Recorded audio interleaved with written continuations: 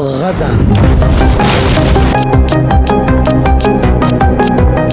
غزہ فلسطین کا ایک اہم اور تاریخی علاقہ ہے جو مشرقی وسطی میں واقع ہے۔ اسے غزہ کی پٹی بھی کہا جاتا ہے۔ یہ علاقہ اسرائیل اور مصر کے درمیان واقع ہے اور بحیرہ روم کے کنارے پر آباد ہے۔ غزہ کا کل رقبہ تقریباً 365 مربع کلومیٹر ہے اور یہاں کی آبادی 20 لاکھ سے زیادہ ہے۔ اتنی چھوٹی جگہ میں اتنے زیادہ لوگ بستے ہیں، اس لیے یہ دنیا کی گنجان آباد علاقوں میں سے ایک ہے۔ غزہ کی تاریخ ہزاروں سال پرانی ہے۔ یہاں مختلف قومیں اور سلطنتیں آباد رہی ہے، جن میں مصری، رومی، باستینی، اسلامی خلافت اور عثمانی سلطنت بھی شامل ہے۔ 20ویں صدی کے آغاز میں غزوہ برطانوی حکومت کے زیر انتظام آیا اور بعد میں 1948 میں اسرائیل کے قیام کے بعد یہ علاقہ ایک سیاسی جنگ بن گیا۔ 1948 کے عرب اسرائیل جنگ کے بعد غزہ مصر کے کنٹرول میں آ گیا، لیکن 1967 کی جنگ میں اسرائیل نے اس پر قبضہ کر لیا۔ 2005 میں اسرائیل نے غزہ سے اپنے فوجی اور آبادکار ہٹا لی، مگر اس کے باوجود اس نے غزہ کی سرحدوں، سمندر اور فضائی حدود پر سخت کنٹرول قائم رکھا۔ غزہ میں 2007 سے حماس نامی فلسطینی تنظیم کا کنٹرول ہے۔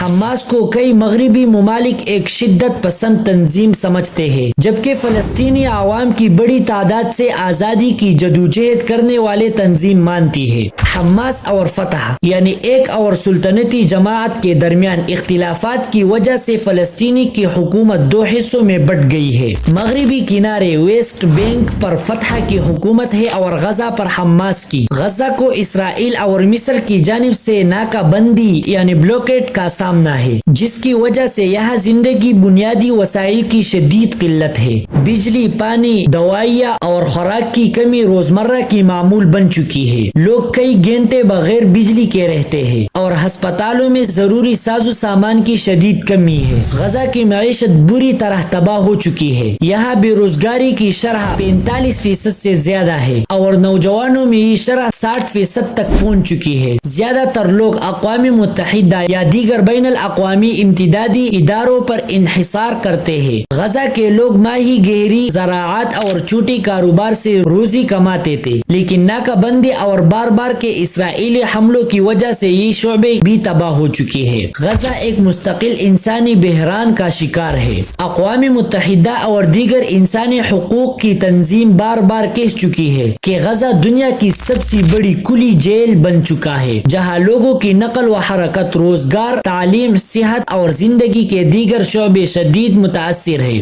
ہزاروں بچے تعلیم سے محروم ہیں اور غذائی قلت بھی عام ہے۔ 2008، 2012 اور 2014 اور اس کے بعد کئی بار اسرائیل نے غزہ پر بڑے حملے کیے ہیں۔ ان حملوں میں ہزاروں فلسطینی شہید ہوئے، جن میں بڑی تعداد عورتوں اور بچوں کی تھی۔ ان جنگوں کے دوران اسکول، ہسپتال، مساجد اور گھر زمین بوس ہو گئے۔ 2023 اور 2024 میں بھی غزہ پر شدید حملے کی گئی، جن میں بے شمار جانیں ضائع ہوئے۔ یہ حملے اکثر حماس اور اسرائیل کے درمیان کشیدگی کے نتیجے میں ہوتے ہیں، مگر سب سے زیادہ نقصان عام شہریوں کو ہوتا ہے۔ غزہ میں تعلیمی ادارے اکثر بند رہتے ہیں کیونکہ حالات غیر یقینی ہوتے ہیں۔ بچے ذہنی دباؤ اور خوف کا شکار ہوتے ہیں۔ یونیورسٹیاں اور اسکول محدود وسائل کے ساتھ کام کر رہے ہیں۔ اسی طرح صحت کا نظام بھی مشکلات کا شکار ہے۔ دوائی اور طبی ساز و سامان کم ہے اور ڈاکٹروں کو سخت حالات میں کام کرنا پڑتا ہے۔ دنیا بھر میں غزہ کی صورتحال پر تشویش پائی جاتی ہے۔